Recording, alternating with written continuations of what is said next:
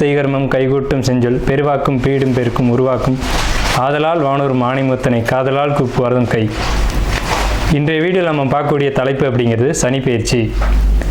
சனிப்பெயர்ச்சி அப்படிங்கிறத பற்றி தான் நம்ம பார்க்க போகிறோம். முதல்ல என்னுடைய குலதெய்வத்தையும் காவல் தெய்வத்தையும் நவகிரகங்களையும் பஞ்சபூதங்களையும் வணங்கி நான் இந்த பதிவை தொடர்றேன்.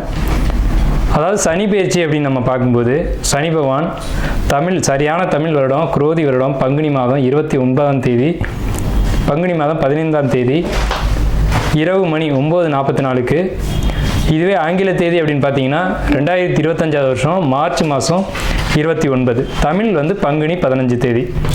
இந்த தேதியில் இரவு 9:44க்கு கும்பராசியிலிருந்து மீன ராசிக்கு பெயர்ச்சியாகி போகிறாங்க சனி பகவான். அது இதுவரைக்கும் தன்னுடைய சொந்த வீடான கும்ப வீட்டில் மூலத்திரிகோண வீட்டில் இருந்து மீன வீட்டுக்கு பிரவேசிக்கிறது அப்படிங்கிறத பற்றியும் இதனால் ஏற்படக்கூடிய பலன்களை பற்றியும் தான் நம்ம பார்க்குறோம். இதில் 12 ராசிக்கு என்ன விதமாக பலன்கள் இருக்கும் அப்படிங்கிறத பார்க்குறோம். பொதுவாக ஒவ்வொரு ராசிக்கு தனித்தனி வீடியோவும் பார்க்குறோம். இதில் சனி பகவான் யார் அப்படின்னு கேட்டிங்க அப்படின்னா சூரியன் புத்திரன் தான் சனி. சனியின் புத்திரன் மாந்தி. அதாவது சனியின் புத்திரன் மாந்தி அல்லது குளிகன்னு சொல்லுவாங்க. இதில் சனியினுடைய நிலை அமைப்பு என்ன அப்படின்னு கேட்டிங்கன்னா சனி மேற்கு திசைக்கு அதிபதி, மேற்கு திக்குக்கு அதிபதி. சூரியன் கிழக்க உதித்து மேற்கு மறைகிறாங்க. அதுக்கு நேர் எதிராக இருக்கக்கூடிய பிளானட் யாருன்னு கேட்டிங்கன்னா சனி பகவான். அதாவது 12 ராசிகளில் காலபுருஷனுக்கு 7ஆம் வீடுன்னு சொல்லக்கூடிய துலாம் வீட்டில் உச்சமடையக்கூடியவரும் மேஷத்தில் நீச்சமடையக்கூடியவருமான இந்த சனி பகவான் இருள் கிரகம் என்றும் நீதி கிரகம் என்றும் நீதி பாரபட்சமற்ற நீதிவான் அப்படின்னு நம்ம பார்க்குறோம். அதாவது ஒரு நீதிபதி என்ன பண்ணுறாங்க அப்படின்னா தவறுகளை விசாரித்து மரண தண்டனையாக இருக்கலாம், ஆயுள் தண்டனையாக இருக்கலாம், தங்களுடைய உணர்வுகளுக்கு அப்பாற்பட்டு நீதி வழங்குறாங்க. அந்த ஒரு தன்மையில் தான் சனி பகவான் அப்படின்ற ஒரு கிரகம் அமைப்பு அப்படிங்கிறது இருக்குது. அவருக்கு ஈவு இரக்கம் அப்படிங்கிறதுலாம் கிடையாது அப்படின்ற அச்சம் மக்களிடையே நிறைய இருக்குது. அப்படிலாம் கிடையாது. ஒரு தனிப்பட்ட ஒரு நபருடைய ஜாதகத்தில் ஏற்பட்டிருக்கக்கூடிய கர்ம வினைகள் என்ன அப்படின்னு பார்த்துட்டு அதுக்கான சரியான பலாபலன்கள் என்ன அப்படிங்கிறத கொடுக்கறதுல சனி பகவான் சரியான ஒரு நிலையில் இருக்கிறாரு அப்படிங்கிறதுனால தான் நம்ம அவரை நீதிமான் அப்படின்னு சொல்கிறோம். அவருக்கு வச்சிருக்க பேர் ஒரு சரியான பேர் தான். இவர் மேஷத்தில் நீச்சமடைகிறார் அப்படிங்கிறதுனால மேசராசிக்காரங்களை பாதிக்க மாட்டார் அப்படின்ற ஒரு கருத்தும் இருக்குது. இந்த 12 ராசிகளில் முதலாவது ராசியில் தான் சனி பகவான் நீச்சமடைகிறாரு. சனி பகவான் பொறுத்த வரைக்கும் மேற்கு திக்கில் தான் பலம் அதிகம். அதாவது மேற்கு திக்கு அப்படின்னு பார்க்கும்போது மிதுனம் துலாம் கும்பம் மேற்கு திசை. இதில் கும்பராசியில் திக்பலம் அடைகிறாங்க. ஒரு ஜாதகத்தில் 7ஆம் வீட்டில் சனி பகவான் நிற்கும்போது அந்த சனி பகவானுக்கு 7ஆம் வீடு மேற்கு வீடு அப்படின்னு பேர். அங்கே திக்பலம் அப்படின்ற ஒரு அமைப்பில் பலம் அடைகிறாங்க சனி பகவான். இப்படிப்பட்ட சனி பகவான் மக்களிடையே ஒரு தவறான கருத்து இருக்குது. சனி ஒரு இருள் கிரகம், சனி பகவான் ஒரு துன்பங்களை மட்டும் தரக்கூடிய ஒரு கிரகம். 2.5 ஆண்டு, அதாவது மொத்தம் 7.5 ஆண்டுகள் அவருக்கு துன்பம் கொடுக்கறதுக்கு மட்டுமே அதிகாரம் கொடுத்து வச்சிருக்காங்க அப்படின்ற மாதிரிலாம் இருக்காங்க. அந்த மாதிரிலாம் கிடையாது. நவ கிரகங்கள் அப்படின்னு எடுத்துக்கிட்டாலுமே ஒவ்வொரு கிரகமும் ஒவ்வொரு பணிகளை செய்வாங்க. அதில் 9 கிரகமும் இணைஞ்சால் மட்டும்தான் ஒரு பலன் அப்படிங்கிறது கிடைக்கும். அதில் சனி பகவானுடைய பங்கு அப்படிங்கிறது ஒரு சிறப்பான ஒரு இடத்துல இருக்கும். இதில் நம்ம பார்க்குறது சனி பெயர்ச்சிக்கான பலன்கள். சனி பெயர்ச்சி 2025, 2025லேருந்து 2027 வரைக்கும் இந்த 2.5 ஆண்டு காலகட்டம், அதாவது 2.5 சொல்கிறோம். 2.5 ஆண்டு காலகட்டம் மீன ராசியில் பயிற்சி ஆகக்கூடிய இந்த சனி பகவான் மீன ராசிக்கு சனி பகவான் பயிற்சி ஆகிறாங்க. இதே சமயத்தில் அந்த வீட்டு அதிபதியான குரு பகவான் தன்னுடைய வீட்டுக்கு 4ஆம் வீடான மிதுனத்தில் தன்னுடைய சொந்த ராசி நட்சத்திரத்திலேயே பிரவேசிப்பாங்க. அதாவது குரு பகவானுக்கு 3 நட்சத்திரங்கள் கொடுக்கப்பட்டிருக்கு ஜோதிட சாஸ்திரத்தில். அதில் புனர்பூச நட்சத்திரத்தில் பிரவேசிப்பாங்க. சனி பகவான் தன்னுடைய சொந்த நட்சத்திரமான உத்திரட்டாதி நட்சத்திரத்தில் பயணிக்கும் போது குரு பகவான் தன்னுடைய சொந்த நட்சத்திரமான புனர்பூசத்தில் பிரவேசிப்பாங்க. ஆகையால் இந்த சனி பயிற்சி அப்படிங்கிறது ரொம்பவும் ரொம்பவும் உத்தமமான பலன்களை மக்களுக்கு, பொதுமக்களுக்கு, வணிகம் செய்யக்கூடியவங்களுக்கு, தொழில்துறையில் இருக்கக்கூடியவங்களுக்கு, குருமார்களுக்கு, ஆன்மீகத்துறை சம்பந்தப்பட்டவங்களுக்கு, ஆன்மீகத்தில் இருக்கக்கூடியவங்களுக்கு, பொது சேவையில் ஈடுபடக்கூடியவங்களுக்கு, பொது காரியங்கள், அதாவது இறை காரியங்கள் இதிலெல்லாம் ஈடுபடக்கூடியவங்களுக்கு இந்த 2.5 ஆண்டு காலகட்டமும் ரொம்ப சிறப்பான உன்னதமான உத்தமமான பலன்களை இந்த சனி பகவான் கொடுக்க காத்துக்கிட்டு இருக்காங்க. அப்படி தான் இந்த கிரக நிலைகள் அப்படிங்கிறது அமைஞ்சிருக்கு. சனி பகவான் மட்டும் வச்சுக்கிட்டு நம்ம ஒரு பயிற்சி பலன்களை சொல்ல முடியாது. சனி பகவான் மற்ற வருட கிரகங்கள்னு சொல்லக்கூடிய குரு பகவான், ராகு, இவங்களுடைய பேச்சின் அடிப்படையில் தான் தன்னுடைய பலன்களை முழுமையாக ஒரு ராசி கொடுப்பாங்க. இதில் நற்பலன்களை ஏற்படுத்தக்கூடிய ராசி அமைப்பு இந்த கோச்சார ரீதியில் அப்படின்னு பார்க்கும்போது ரிஷபம், கடகம், துலாம், மகரம், மற்றும் கன்னி இந்த 6 வீடுகளுக்கும் மிகவும் உன்னதமான பலன்களையும், மற்ற 6 ராசிகளான மேஷம், மிதுனம், சிம்மம், விருச்சிகத்துக்கு கூட நல்ல பலன்களை செய்யும். அதில் துலாமுக்கு மட்டும் ரொம்ப உத்தமமான பலன்களை செய்யும் அப்படி சொல்ல முடியாது. ஆனால் விருச்சிக ராசிக்கு அதிக நட்பலன்களை தரும், மகரத்துக்கு உன்னத பலன்களை தரும், கும்பத்துக்கு இதுவரைக்கும் இருந்த கஷ்டங்கள் குறைஞ்சி இனி நல்ல ஒரு காலகட்டம் அப்படிங்கிறது இந்த சனி பெயர்ச்சியில் உங்களுக்கு கண்டிப்பாக கிடைக்கும். இந்த 6 ராசிகளுக்கு, அதாவது மேஷ ராசிக்கு துன்பம் அப்படின்னு எடுத்துட்டா கூட ரிஷப ராசிக்கு நல்லா இருக்கு, கடக ராசிக்கு நல்லா இருக்கு, துலா ராசிக்கு காட்டிலும் விருச்சிக ராசிக்கு நல்லா இருக்கு, கன்னி ராசிக்கு நல்லா இருக்கு, மகர ராசிக்கு நல்லா இருக்கு. இந்த 6 ராசிகளுக்கு நட்பலன்களும், மற்ற 6 ராசிகளுக்கு பெரிய கெடுதல் இல்லை அப்படின்ற ஒரு நல்ல வார்த்தையை சொல்லி நம்ம வீடியோக்குள்ளே போகலாம். பரணி நட்சத்திரத்தை பொறுத்த வரைக்கும் 7 சனி பாதிக்குமானா நிச்சயமாக பாதிக்காது. உங்களுக்கு ஒன்றுமே செய்யாது, உரசாது. 7 சனி வந்த தடமும் தெரியாது, போன விதமும் தெரியாது. சுப விரய செலவுகள் உங்களுக்கு உண்டு, அது செப்டம்பர் மாதத்தில் நடக்கும். அப்போ அசுப விரயங்களை தவிர்க்கலாம், சுப விரயங்களை நீங்களே ஏற்பாடு பண்ணுங்கள். வீடு கட்டுறதா இருக்கலாம், திருமணம் செய்கிறதா இருக்கலாம், ஒரு குழந்தைக்கு காதணி விழாவாக இருக்கலாம், பால் கச்சறதா இருக்கலாம், ஒரு பொண்ணுக்கு பெரிய பொண்ணானதுக்கு ஃபங்க்ஷன் பண்ணுறதா இருக்கலாம். இந்த மாதிரியான சுப விஷயங்கள் உங்களுக்கு நிச்சயமாக இந்த ஆண்டு நடக்கும்.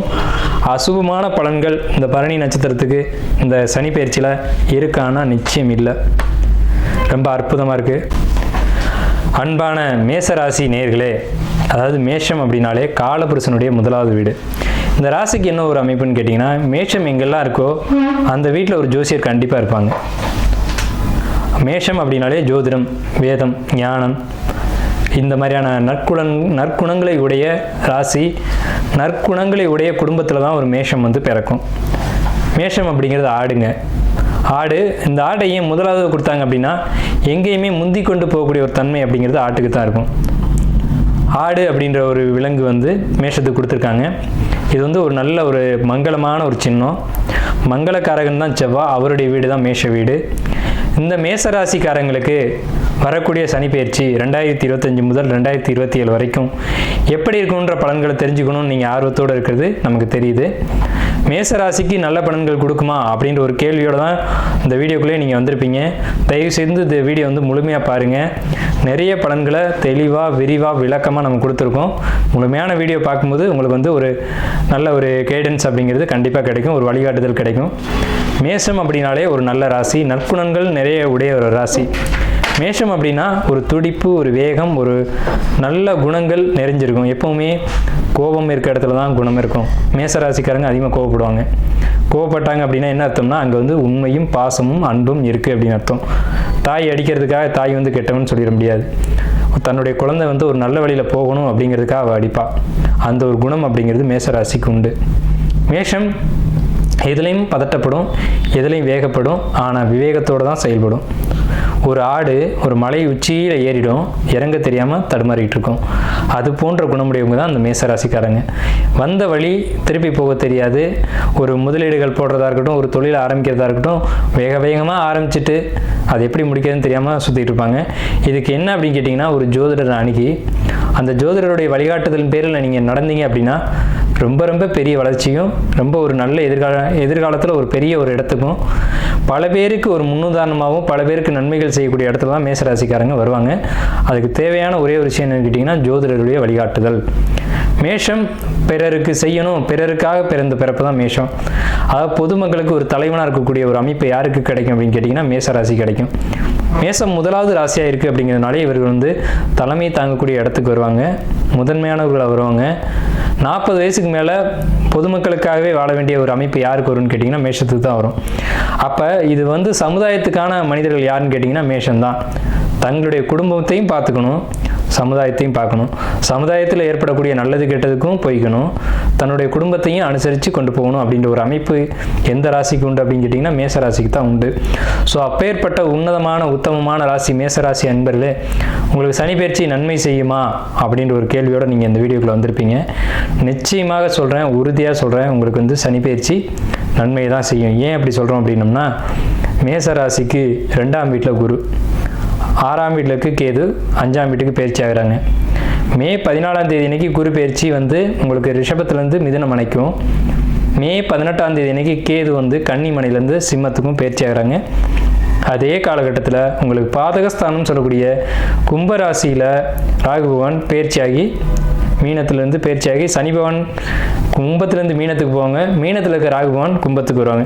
இந்த மாதிரியான ஒரு மாற்ற அமைப்புகள் எல்லாமே பார்க்கும்போது உங்களுக்கு கிரக நிலைகள் அப்படின்னு கணிச்சோம் அப்படின்னா உங்கள் ராசிக்கு விரயஸ்தானத்தில் சனி, ராசிக்கு 3ஆம் இடத்துல குரு, ராசிக்கு 5ஆம் இடத்துல கேது, ராசிக்கு 11ஆம் இடத்துல ராகு. மீண்டும் சொல்கிறேன், ராசியில் உங்களுக்கு வந்து ராசிக்கு 12ஆம் வீட்டில் விரயஸ்தானத்தில் சனி பகவான், 3ஆம் இடத்து குரு, 5ஆம் இடத்து கேது, 11ஆம் இடத்து ராகு. இந்த அமைப்புகள் மொத்தமாக நம்ம கவனித்து பார்க்கும்போது வருட கிரகங்கள் இந்த ஒரு அமைப்பில் இருக்கும்போது இந்த வருடத்தை யார் வந்து நன்மை செய்வா யார் கெடுதல் செய்வா அப்படின்னு பார்க்கும்போது இந்த நான் சொன்ன 4 கிரகங்களுமே நன்மை மட்டுமே செய்யும், தீமை செய்ய வாய்ப்புகள் இல்லை. அதாவது மிதுன ராசி அப்படிங்கிறது காலபுருஷனுக்கு 3ஆவது ராசி. குரு பகவான் உங்கள் ராசிக்கு 9க்கும் 12க்கும் உடையவர். 12ஆம் வீட்டு அதிபதி 3ஆம் வீட்டுக்கு வரும்போது மறைவு ஸ்தானாதிபதி மறைவு ஸ்தானத்துக்கே வருவாங்க. அப்போ இந்த அமைப்புக்கு பேர் வந்து விபரீத ராஜயோகம் அப்படின்னு பேர். விபரீத ராஜயோகம்னா என்னன்னு கேட்டிங்கன்னா திடீர் அதிர்ஷ்டங்களையும் திடீர் தனவரவையும் எதிர்பார்க்காத ஒரு சொத்து உங்களை தேடி வரும், ஆனால் அது உங்களுடைய சொத்தாக இருக்கும். ஸோ இந்த ஆண்டு தொடக்கமே ஒரு தனவரவோடு உங்களுக்கு தொடங்கும். அப்போ திடீர்னு ஒரு பண வரவு வருது அப்படின்னா அங்கே தான் நீங்கள் கவனமாக இருக்கணும். அந்த பணம் எந்த வழியில் வருது, எந்த வழியில் செலவு பண்ணணும் அப்படின்ற ஒரு விஷயத்தில் திட்டமிடல் தேவை. அதாவது குடும்பத்தில் ஒரு தேவை இருக்கும், அந்த தேவைக்கு ஏற்ப பணமும் உங்களுக்கு தேடி வரும். 2வது விஷயம், உங்கள் ராசிக்கு 5ஆம் இடத்துல பயிற்சியாளருடைய கேது நன்மை செய்யுமா தீமை செய்யுமான்ற ஒரு கேள்வி, 7.5 சனி விரயச்சனி அப்படிங்கிற ஒரு பயம் இதெல்லாம் உங்களுக்குள்ளே இருக்கிறது தெரியுது. கண்டிப்பான முறையில் 5ஆம் இடம்ன்றது காதல் ராசி அப்படின்னு பேர். இப்போ மேச ராசிக்கு காதல் குடும்ப அமைப்பு எப்படி இருக்கும் அப்படிங்கிறத நம்ம கணிப்போம். குடும்பம் அப்படிங்கிறது 2ஆம் இடம். 2ஆம் இடத்துல கேது குரு பகவான் இவ்வளவு காலகட்டங்களாக வந்து வக்ர நிலையில் இருந்தாங்க. இதனால் குடும்பத்துக்குள்ளே வெளியில் சொல்ல முடியாத பிரச்சனைகள், ஏகப்பட்ட பிரச்சனைகள் போயிட்டு வந்திருக்கும். அதாவது குடும்ப பிரச்சனை வெளியில் சொல்ல முடியாது. அதாவது சிலர் இருப்பாங்க, கணவனுக்கும் மனைவிக்கும் பிரச்சனையாக இருக்கும், அதை 3வது நபர்கிட்ட போய் சொல்லிகிட்டு இருப்பாங்க. மனைவி கணவனை விட்டுட்டு இன்னொருத்தர் போய் சொல்லிட்டு இருப்பாங்க. இது தவறான ஒரு விஷயம். அப்படி தான் இந்த கடந்த காலகட்டங்களுடைய வலி வேதனைகளை மனசுக்குள்ளே வச்சுக்கிட்டு யார்கிட்ட சொல்லுவோம் எப்படி சொல்லுவோம்னு தெரியாமல் தவிச்சிட்டு இருந்திருப்பீங்க. ஆனால் இந்த குரு பயிற்சியில் உங்களுடைய வாழ்க்கை துணைகிட்ட நீங்கள் மனம் விட்டு பேசி அந்த பிரச்சனைகளை தீர்ப்பீங்க. ஸோ இது பெரிய பாசிட்டிவான ஒரு விஷயம். கணவன் மனைவி தான் உறவுகளுக்குள்ளே சிறந்த உறவு அப்படிங்கிறது. எல்லா உறவுகளும் வரும் போகும், ஆனால் கணவன் மனைவி வந்து ஒரு வாழ்க்கையில் இணைஞ்சிட்டாங்க அப்படின்னா பிரிவது கிடையாது. வாழ்க்கை முழுவதும் அவங்க வந்து அவங்களோடையே பயணிக்கக்கூடிய ஒரு உறவு தான் கணவன் மனைவி உறவு. அதனால தான் தாலின்ற ஒரு கான்செப்டை வந்து நம்மளுடைய கலாச்சாரத்தில் கொண்டு வராங்க. 2வது மோதிரம்ன்ற ஒரு கான்செப்டுக்குள்ளேயும் மிகப்பெரிய ரகசியங்கள் ஒழிஞ்சிருக்கு. ஏன் மோதிர விரலில் மோதிரம் போடுறாங்க அப்படின்றத நீங்கள் சிந்திச்சு பார்த்தீங்கன்னா அதுக்கான விளக்கங்கள் உங்களுக்கு புரியும். எல்லா விரல்களையும் இணைச்சா பிரிக்க முடியாது, ஆனால் பிரிச்சுக்கலாம், ஆனால் மோதிர விரல் மட்டும் இணைச்சா பிரிக்க முடியாது அப்படின்ற ஒரு கான்செப்ட் வந்து விரலில் இருக்குது. அதனால தான் சில மதங்களில் வந்து விரலில் மோதிரம் போடுறாங்க. ஏன்னா பிரியாத உறவு அப்படிங்கிறதுக்கு அதான் உதாரணம். 2வது உங்களுடைய குறைகளை வந்து மனைவி புரிஞ்சுக்கிட்டு அவங்க உங்களுக்கு ஏற்ற மாதிரி நடந்துக்கிறதா இருக்கட்டும், மனைவியை புரிஞ்சுக்கிட்டு கணவன் நடந்துக்கிறதா இருக்கட்டும். இந்த மேச ராசிக்கு இந்த சனி பயிற்சியில் இது நடக்கும். இந்த சனி பயிற்சியிலேருந்து இது நடக்கும். விரயஸ்தானத்தில் வந்துக்கூடிய சனி பகவான் விரயத்தை கொடுப்பாரா அப்படின்னு கேட்டிங்கன்னா கண்டிப்பாக விரயத்தை கொடுப்பார். விரயம் அப்படின்ற சொல்லுக்குள்ளே ஒரு அழகான விஷயம் அடங்கியிருக்கு. சுப விரயம் அசுப விரயம் அப்படின்ட்டு. சுப விரயமும் விரயம் தான், அசுப விரயமும் விரயம் தான். இதில் நடக்க போகிறது சுப விரயமா அசுப விரயமா, இதுதான் உங்களுடைய கேள்வி. சுப கிரகங்களுடைய தொடர்பு ஏற்படும் போது சுப விரயங்களும், அசுப கிரகங்களுடைய தொடர்பு ஏற்படும் போது அசுப விரயமும் ஏற்படும். அதில் இந்த 7.5 சனி தொடங்கக்கூடிய இந்த விரயச்சனியானது மேசத்துக்கு சுப விரயங்களாக தொடங்குது. ஏன்னா அந்த சனி பகவான் வரக்கூடியது மீனராசின்ற சுபர் வீட்டில்.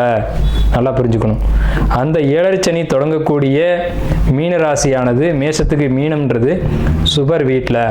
அந்த வீடு கொடுத்த குரு பகவானும் 3ஆம் இடம்ன்ற விரீத ராஜயோக அமைப்புலையும் தன்னுடைய சொந்த நட்சத்திரத்திலையும் ஏறுறாங்க. இந்த 7.5 சனி பயிற்சி ஆகும்போது குரு பகவான் நிற்கிற நட்சத்திரம் பார்த்தீங்கன்னா புனர்பூச நட்சத்திரம். ஸோ இந்த அமைப்பு அப்படிங்கிறது சுப விரயத்தை கொடுக்கும். கணவன் மனைவியிடையே ஒரு கருத்து வேறுபாடுகள் இருந்தாலும் ஒரு நிகழ்ச்சி ஒரு ஃபங்க்ஷன் நீங்கள் நடத்தும் போது அதில் மனக்கசப்புகள் தீர்ந்து எல்லாரும் ஒற்றுமையாக சேர்ந்து வாழக்கூடிய ஒரு அமைப்பு அப்படிங்கிறது மேஷத்துக்கு கிடைக்கும். இதில் மேஷத்துக்கு ஒரு அற்புதமான விஷயம் என்னென்னு கேட்டிங்கன்னா, இந்த சுபவிரயம்னு சொன்னோம் இல்லைங்களா, கோயில் கட்டக்கூடிய அமைப்பு இந்த மேஷத்துக்கு இந்த ஆண்டு 2025 உருவாகும். கோயில் கட்டுறதுன்றது சாதாரண விஷயம் இல்லைங்க. கோடி கோடியாக பணம் வச்சுருப்பாங்க, அவங்களால கோயில் கட்ட முடியாது. ஆனால் மேஷத்துக்கு இந்த 2025 சனி பயிற்சி ஆலயங்கள் கட்டக்கூடிய ஒரு அற்புதமான ஒரு யோகத்தை கொடுக்கும். அதாவது ஒரு பழமொழி சொல்லுவாங்க, ஊர் கூடி தான் தேர் இழுக்கணும் அப்படின்ற மாதிரியான ஒரு அமைப்பு. அப்போ இந்த தலைவன் அப்படின்ற அமைப்பு தான் மேசராசினுடைய அமைப்பு. குடும்பம், காதல் உறவு எப்படி இருக்கும் அப்படின்னு கேட்டிங்கன்னா, குடும்ப உறவை பற்றி நம்ம நிறைய பேசணும்.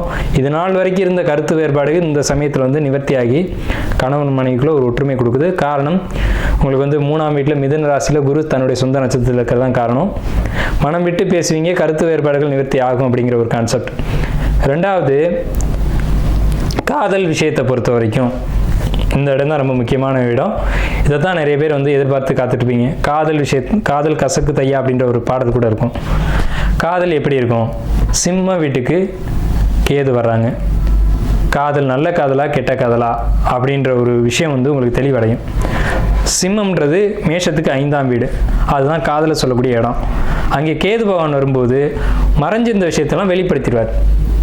2 காதலர்களுக்கிடையே இருந்த ஒரு விஷயம், மறைவாக வச்சுருந்த ஒரு விஷயம் வெளிப்படையாக பேசுகிறீங்க. அப்போ வெளிப்படையாக பேசினா என்ன ஆகும்? ஒன்று இது செட் ஆகும், ஆகாதுன்ற ஒரு முடிவுக்கு வரீங்க. காதல் ஒரு தெளிவான முடிவுக்கு வரும். இந்த பந்தம் நமக்கு தேவை அல்லது தேவையில்லை அப்படின்ற ஒரு முடிவுக்கு வரீங்க.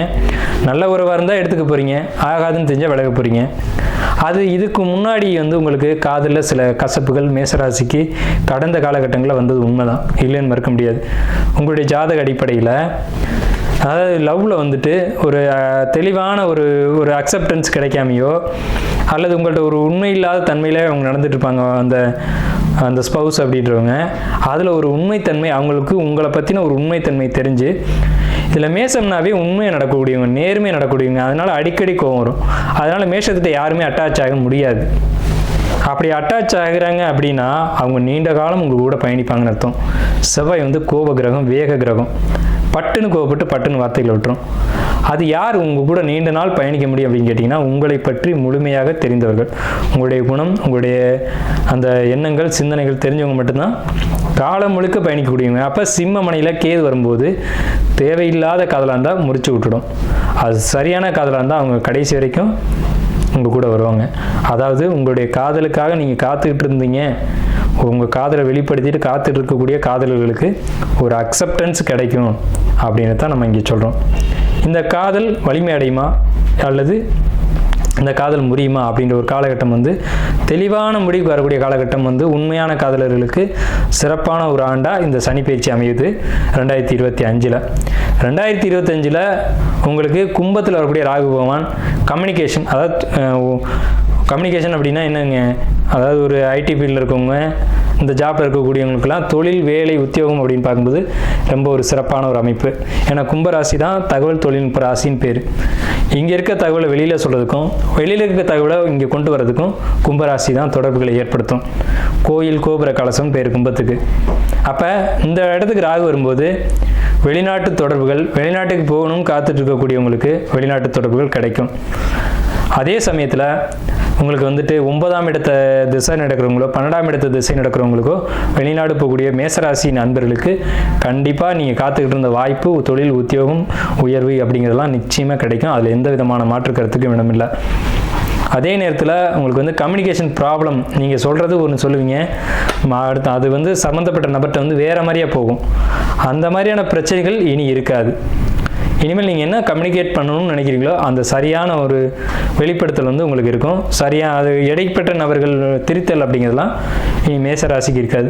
அதே சமயத்தில் வேலையில் இருக்கக்கூடியவங்களுக்கு நல்ல ஒரு ப்ரொமோஷன் கிடைக்குமா அப்படின்னு கேட்டிங்கன்னா கண்டிப்பாக கிடைக்கும்.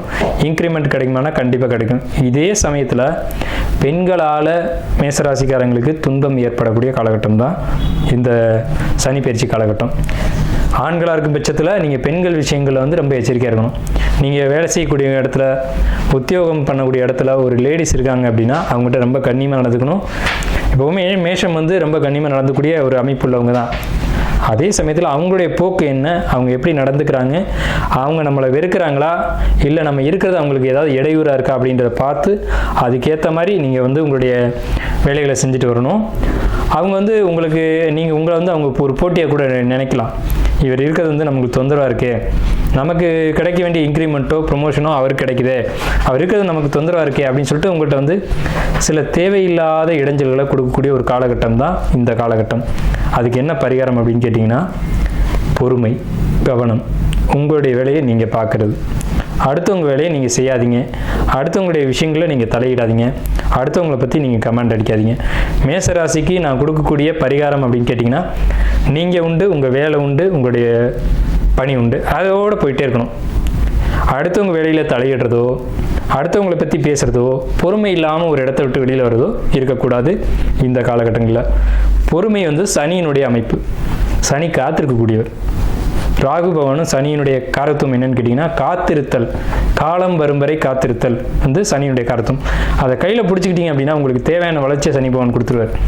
அதுவும் மேஷத்துக்கு பாதகாதிபதியான சனி பகவான் அவர் விரைச்சாதனத்தில் வரும்போது நீங்கள் காத்திருந்தீங்க அப்படின்னா மட்டும் உங்களுக்கு தேவையான எல்லா யோகங்களும் எப்பவுமே கிடைக்கும்.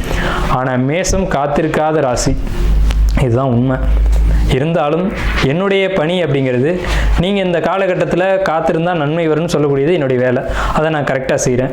நீங்கள் காத்திருந்தீங்க அப்படின்னா நீங்கள் காத்திருந்ததுக்கான ஒரு நற்பலன் அப்படிங்கிறது நிச்சயமாக கிடைக்கும். நீங்கள் உத்தியோகம் பண்ணக்கூடிய இடத்துல பர்மனெண்ட்டாக நீங்கள் வேலை செய்யக்கூடிய ஒரு அமைப்பு அப்படிங்கிறது உத்தியோகம் வேலையில் இருக்கக்கூடியவங்களுக்கு நிச்சயமாக கிடைக்கும். ப்ரொமோஷன், இன்க்ரிமெண்ட் கிடைக்கும். அங்கே இருக்க உண்மைத்தன்மையை நான் சொல்லிட்டேன். அதே சமயத்தில் நீங்கள் ஜாப்பில் இருக்கீங்க, அதே ஜாப்பில் இன்னொருத்தருக்கு ப்ரொமோஷன், இன்க்ரிமெண்ட்டு கிடைக்குது அப்படின்னா நீங்கள் பொறுமையாக காத்திருக்கணும். ரெண்டாவது விஷயம், அவங்களுக்காக நீங்கள் ஜாமீன் ஏற்றக்கூடாது. அவங்களுக்கான ஒரு வாரண்டி, கேரண்டி இதெல்லாம் நீங்கள் கொடுக்கக்கூடாது. நீங்கள் உண்டு, உங்கள் வேலை உண்டு, உங்கள் பணி உண்டு அப்படிங்கிறத நான் சொல்லிட்டேன். பொறுமையாக இருக்கணும் அப்படிங்கிறத நம்ம இங்கே வலியுறுத்தி சொல்லியிருக்கோம்.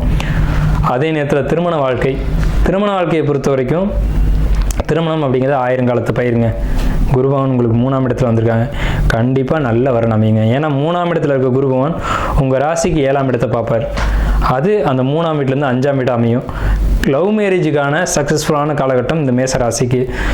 அதே நேரத்தில் வரன் தேடி இருக்கவங்களுக்கு சரியான வரன் சரியான இடத்துலேருந்து உங்களுக்கு அமையும். அதுக்கு உங்களுடைய பிறப்பு ஜாதகமும் நீங்கள் பார்த்துக்கணும். அதை நீங்கள் பார்த்துக்கோங்க. ஆனால் கோச்சார கிரகங்களுக்குன்னு ஒரு வலிமை உண்டு. கோச்சார கிரகங்கள் கோச்சாரத்தில் சில விஷயங்களை பண்ணி வைக்கிறதுக்கான ஒரு அதிகாரம் உண்டு. அந்த அடிப்படையில் பார்க்கும்போது இந்த சனி பயிற்சியில் உங்களுக்கு திருமணம் நடத்தி வைக்கணும் அப்படின்ற ஒரே தீர்மானத்தோடு தான் சனி பகவான் பயிற்சியாகி மீனராசிக்கு வர்றாங்க. அதே மாதிரி குடும்ப தெய்வம், குலதெய்வம், இந்த வழிபாட்டில் இருக்கக்கூடியவங்களுக்கு இந்த வழிபாடுகளை பிரேக் பண்ணாமல் நீங்கள் எடுத்து செய்யணும். குலதெய்வம், குடும்ப தெய்வம், இன தெய்வம் இதெல்லாம் எடுத்து நீங்கள் வழிபாடு பண்ணணும். இதில் எந்த ஒரு தடங்கள், தாமதம் இதுக்கு நீங்கள் இடம் கொடுக்கக்கூடாது மேசராசி அன்பர்களே.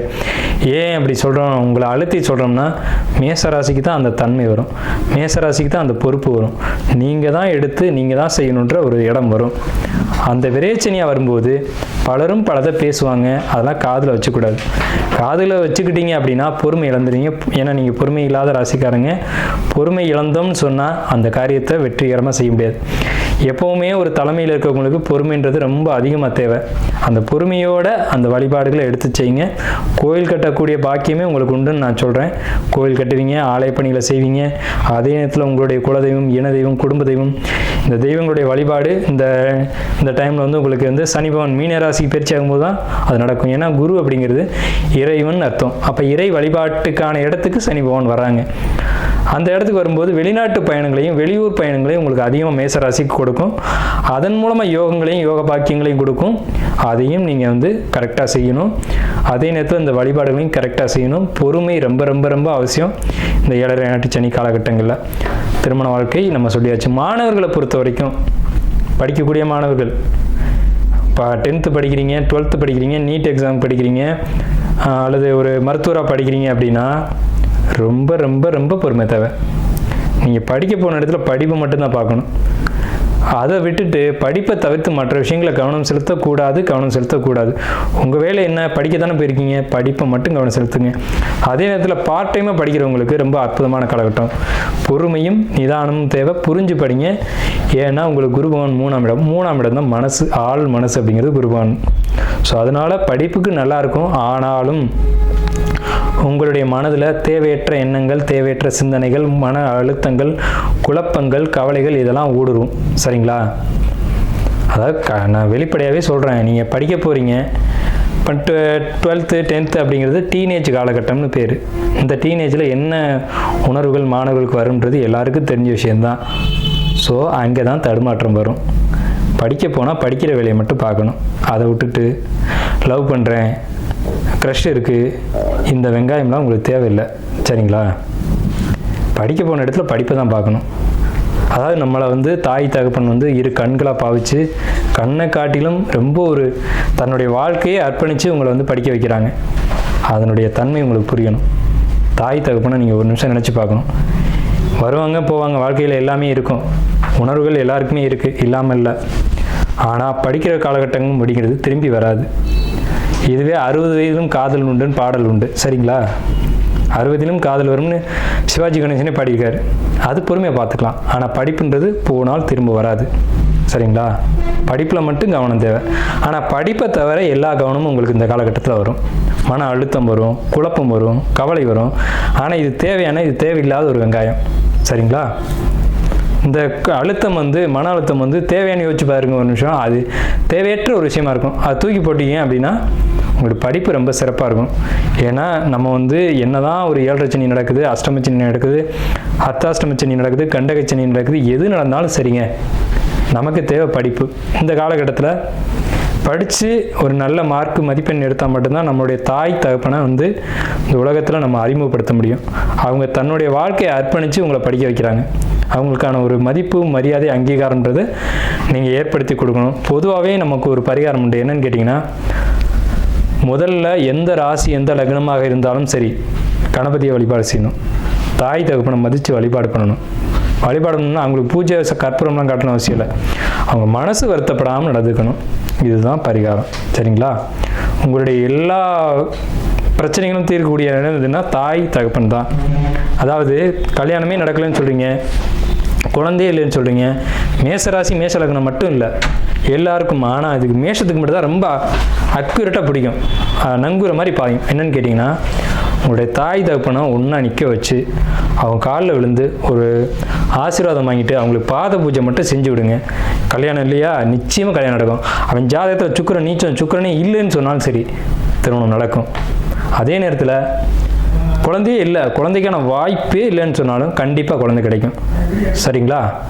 ஜோதிடத்துக்கு அப்பாற்பட்ட விஷயங்கள்னு சில விஷயங்கள் உண்டு. ஜோதிடம் உண்மை. ஜோதிடம் எந்த காலகட்டத்திலும் எழுதின எழுத்து வந்து அழியாது. ஆனாலும் சில விஷயங்களுக்கு மாற்றம் உண்டு அப்படிங்கிற அடிப்படையில் இந்த விஷயங்களாக வருது.